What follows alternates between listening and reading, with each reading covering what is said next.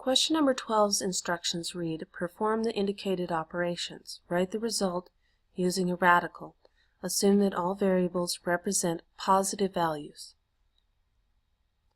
So I have the cubed root of v times the seventh root of v squared. So I'm going to rewrite these. So I have this v raised to the first power. So I end up with a v with a 1 for that first power over the 3 for the cubed root, times the v, which is raised to the second power, so that goes in the top of the fraction, over the 7 for the root of 7. So now I have v 7 over 21 times v 6 over 21. Whenever it's multiplication of two variables with the two terms with the same base value, we're going to sum together the exponents. So my bases in this case are a v, so I just copy the v down and then I sum together my exponents. So I have a 7 plus a 6 to create a 13 over 21.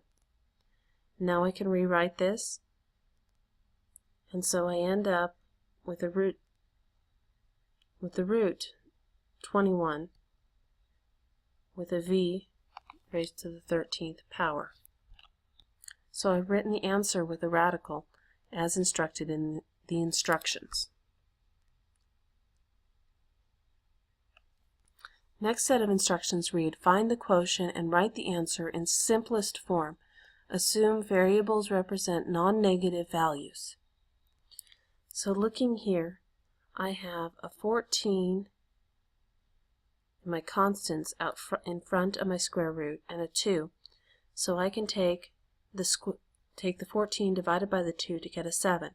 Then I can take that radical sign and put it over my 3/15 w5z to the 7th divided by the 7w z to the 2nd.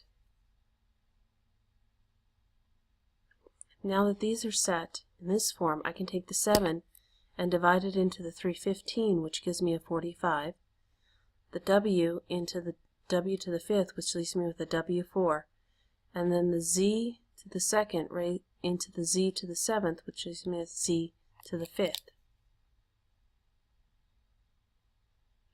Now I'm going to break these down. I'm going to take the 45, break it into its prime numbers, which are 3 times 3 times 5. The w's, I've got 4 w's, so a w times a w times a w times a w, and 5 z's, so z times z times z times z times z. Since this is the square root, if I've got pairs, I can pull out the value. So I've got a pair of 3's, so I can pull a 3 to the outside with that 7 in front, so 7 times 3. I've got 2 pairs of w's, so I can bring out 2 w's, a w and a w. I have 2 pairs of z's, so I can bring out a z and a z. What's left under the radical is a 5 and a z. So I pull everything back together. I have a 7 times the 3 to make a 21. I have 2 w's and 2 z's, and under the radical sign I have a 5z left for the final answer.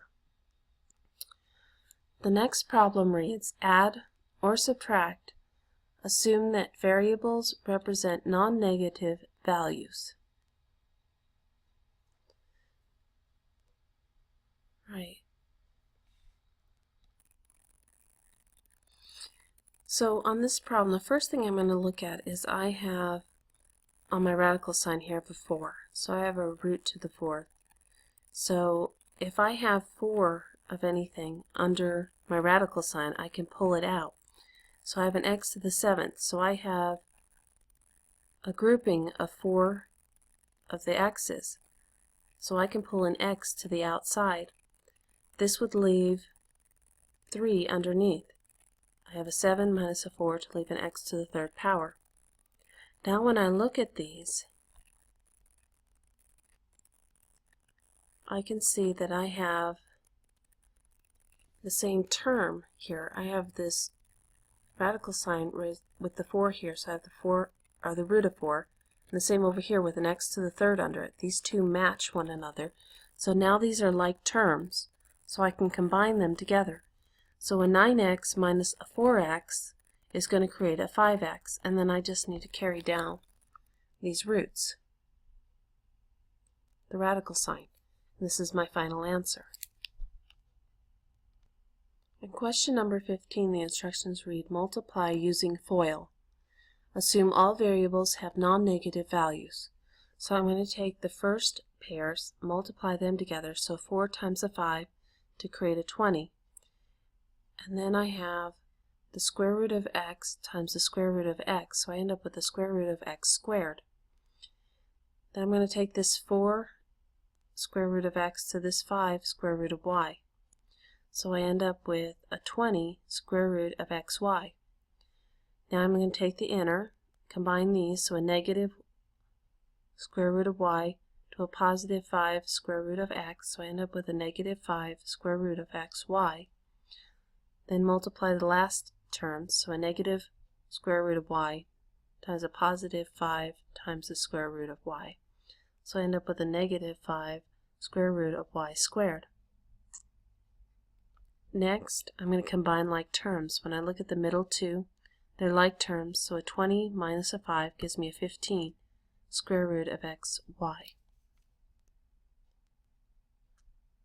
Continuing on down, I'm going to continue to simplify. I have the square root of x2. That means there's two x's under here. So the square root of an x2 is going to leave me with an x. Same over here on the y's. The square root of y to the second power is going to leave me with just a y. So I copy these down, and I'm left with 20x plus 15 square root of x and y minus the 5 times the y for my final answer.